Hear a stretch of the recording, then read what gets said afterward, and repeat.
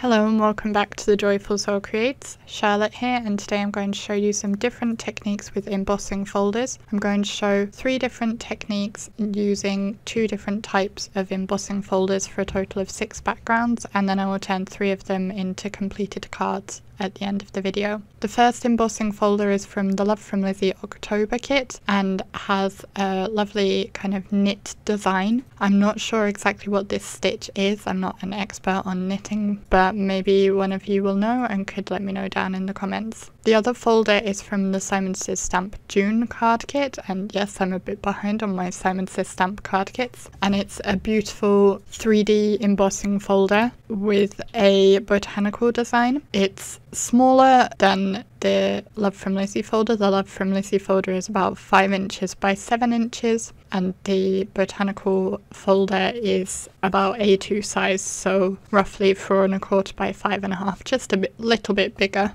so that it fits your A2 card front. And as it's a 3D embossing folder, it's also slightly thicker because it creates a very deeply etched design. So to start off my comparison, I'm going to emboss them both with some gold mirror card because both of the kits had gold mirror card. The Love From Lizi card is a bit shinier, and the card from the Simon Says Stamp kit, which is Tonic gold pearl mirror card with a satin finish, is a bit less shiny. So I cut both of them down to A2 size, so 4 1/4 by 5 1/2, and then I'm going to run them through my Big Shot. You can use any kind of die cutting and embossing machine that you have, but be aware you may need to adjust your sandwich. So I'm going to line up the Love From Lizi gold card into my embossing folder, and because of the way the design is, I want to make sure it's straight in here. So I'm just using the design on the folder to help me get the mirror card properly lined up and in the correct position. I will then create my sandwich, which is tab 1 of the Multipurpose Platform, then my lower cutting plate, the embossing folder, and the top cutting plate. Now this mirror card is a bit thicker than regular card, so I found that it wasn't comfortably going through my machine. So even though this is the recommended setup for regular embossing folders, I did open up tab 1 so that it's open just to the very base plate, and then put the bottom cutting pad, folder, and top cutting pad again, and this way I was more comfortably able to get my folder through. You want to make sure you're not forcing the embossing folder through. If it feels too snug, take it back, open the platform and reduce the thickness of it and try again. So then I'm going to do the same thing but with the 3D embossing folder. This one actually works a bit differently, as the embossing folder, you will remember, is thicker than a regular embossing folder. We do want tab 1, so that's the red tab on my platform, and we're not going to be using the bottom cutting plate this time. So we have tab 1, we put our card in the embossing folder, and before we do that we actually want to spritz the cardstock with some water. This is because as the folder is so deep, we want to loosen up the fibres in the paper so that they will move into the shape without cracking. You can do this in your normal embossing folders as well if you're finding they're cracking, and that should help. So once we have the paper or cardstock in the folder, we put the folder directly on the multipurpose platform and then put the top plate on top of it. And that rolls through very easily through my Big Shot. So then let's have a look. I'll move the Big Shot out the way and we'll have a look at the finished embossing. First we'll look at the Love From Lizi one, and it's created a really pretty textured design. There's no cracking at all. It even looks very nice on the back. So no cracking and no tearing, and it has this really pretty texture and shine to it. And then I'll show you the other one from the Botanical folder, and this also has a beautiful design. I did have to slightly pop it out as it had caught a little. There is some very slight cracking in a couple of places, so I could have probably misted it a bit more. I only misted it on the back, so maybe misting both sides would have helped. But again, a very pretty design, each very different. There is more dimension to the 3D embossing folder, but it's a bit difficult to show on camera. So for my next technique, I'm going to show embossing with pattern papers.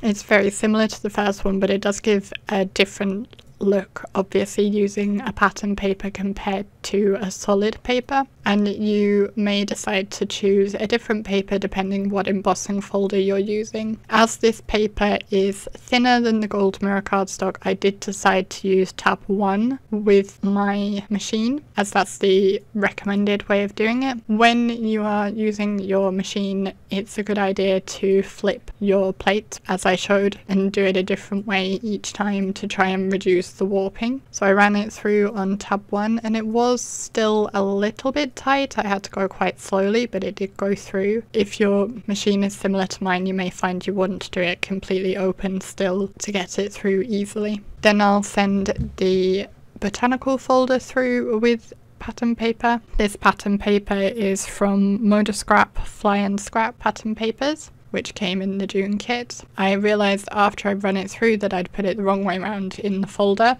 so it embossed the unpatterned side and the patterned side is debossed. It's not the look I was going for, but this does show you another way you can use your embossing folders. You don't have to use them the way round that the folder says. And here is the Love From Lizi one, which I think that knit design works beautifully on those stripes, and those stripes, that pattern paper is, I believe, Simple Stories Forever Fall collection.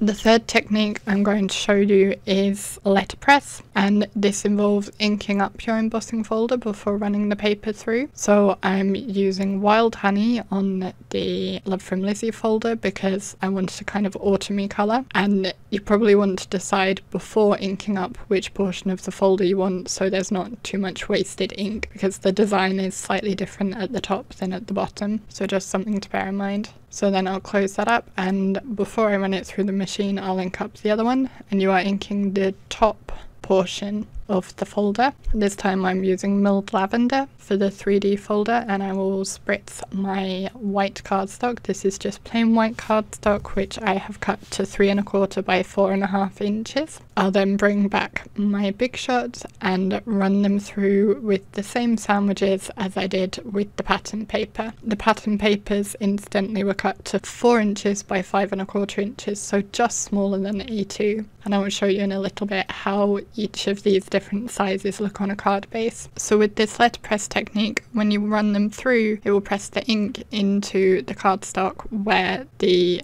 inked portions of folder meet, which gives a different look than just running a white paper or a coloured paper through. Gives a kind of two-tone design. Okay, so here are my finished backgrounds. These are the ones with the Love From Lizi folder. The pattern paper there did crack a little, so perhaps I should have done that with all tabs open rather than tab 1. And then here are the 3D embossing folder designs. And again, this middle one is debossed, not embossed, but perhaps that's a look you'd like to achieve with your embossing. So that is the 6 different backgrounds you can get with these 3 different techniques. And here's a close-up picture. And then I'll show you how they look against card bases. I haven't stuck these down yet, but as you can see, the gold ones fully cover the card, or almost fully. I think there's a bit of margin of error with my trimmer, so there's a bit of a gap at the bottom, but I would just trim that away when I make cards. The pattern paper panels were 1/4 of an inch smaller each way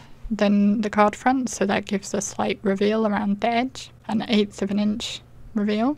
And then the letterpress pieces are cut to 1 inch shorter and 1 inch narrower, so that gives 1/2 an inch on each side. That's another way you can get a different look from the embossing folders, is by changing up how you size them compared to your card base. And here I will just quickly run through how I made them into finished cards. So I decided to use the gold Love From Lizi one and added some purple ribbon which fit perfectly into the design. So I wrapped that round behind the gold panel before adhering it to a card base. I added 3 die cut leaves using the chocolate, brown and antique gold pearlized cards from the kit, and I cut them with the more basic leaf die that comes in the kit. Before cutting the brown leaf, I heat embossed a sentiment onto it using one of the sentiments from the Hello Autumn stamp set. And I used Golden Crown embossing powder to heat emboss it. This is a Love From Lizi embossing powder that came in a previous kit and is also available to buy separately in the shop. So it's a very pretty and elegant autumn card. For the second card, the pattern paper card, I again decided to use the Love From Lizi background because I really love how the stripes turned out with that embossing folder. So I added that to a brown card base and put copper peel-offs all the way around, as long as in a strip down and across the panel. So those are the copper mirror peel-offs. I then added 3 pumpkins. I wanted a trio of pumpkins, so there's the little pumpkin from the Hello Autumn kit. I also wanted a larger pumpkin, which the stamp set didn't have, so I bought in the Simon Says Stamp Give Thanks stamp set and used the pumpkin from that, which looks as though it's meant to go with the other ones. It's very, very similar design and works beautifully with them. So I stamped them with MFT Black Licorice Hybrid ink onto the pattern paper, fussy cut them out, and then used my coloured pencils to add just a little shading to them. I topped it with a ephemera sentiment strip and then added some of the Hello Autumn sequins to finish it off. For my card showing the letterpress background, I decided to use the one with the Botanical embossing folder, partly because I hadn't used the Botanical folder for a finished card yet. I put it on a grey card base, to which I added some tone-on-tone stamping using the Beautiful Flowers stamp set, which also came in that Simon Says Stamp kit, and I stamped it in barely beige ink so that it would be a very subtle tone-on-tone look. I used another stamp from that stamp set to create my sentiment, which I heat embossed on vellum with Silver Dollar embossing powder from Love From Lizi. And I also made a mat to go behind my embossed panel using that embossing powder and just a piece of pattern paper that was in my stash that I didn't think I would use. So I made use of it by covering it with the embossing powder, so it perfectly matches my background and you can't tell that it was a pattern paper. So here I'll just quickly run through and show you the backgrounds I have left. There's the 2 from the Botanical folder, the gold and the debossed pattern paper, and then there's the letterpress from the Love From Lizi folder, and then here are the 3 cards that I created, and all beautiful designs using embossing folders. I hope you found this video useful and that it's given you some ideas for how to use your embossing folders. I know they're quite often neglected nowadays. If you love these kits, all the products used are linked below. The Love From Lizi kit is still available, and if you're watching this the day it goes live, then that kit is included in a sale that's going on at Love From Lizi at the moment in honour of World Card Making Day. So if you grab it today, you can get it at 10% off, which is a really good deal. There is limited stock, so just be aware it could sell out very quickly. I hope you enjoyed this video, and if you want to see more like them, then hit the like button so that I know you liked it. You can subscribe using the button on screen and hit the notification bell to ensure you